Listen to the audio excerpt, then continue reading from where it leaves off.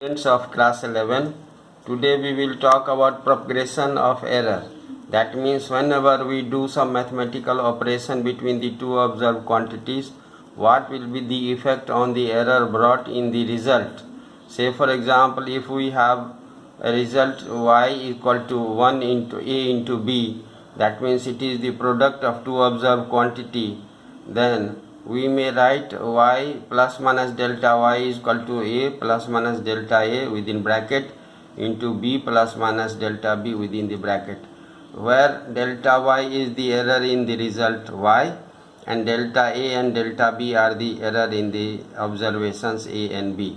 So on doing the simplification, we see that error in the result y is equal to a delta b plus delta AB.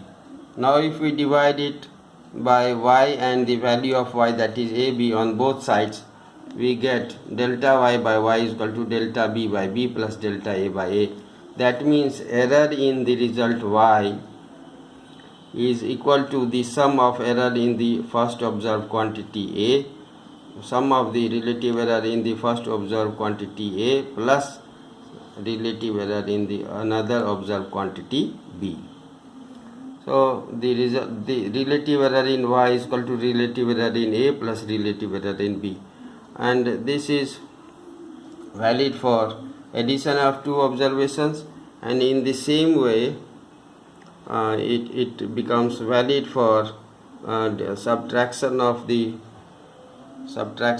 two observed quantities. That means if we take y is equal to a minus b, again we have the same result. And now the third situation could be if the result y is a product of, if y is a product of a into b that we have done, if y is the ratio of a by b ratio of any two quantity, then also we will get the same relative error in y is equal to relative error in a plus relative error in b. This is based on the fact that a product, a division can be expressed as the product of two quantities. Say for example, a by b is equal to a into 1 by b, and 1 by b could be represented by another symbol, say c, so it becomes a into c. So that way we are skipping the rigorous mathematical treatments to derive the same conclusion.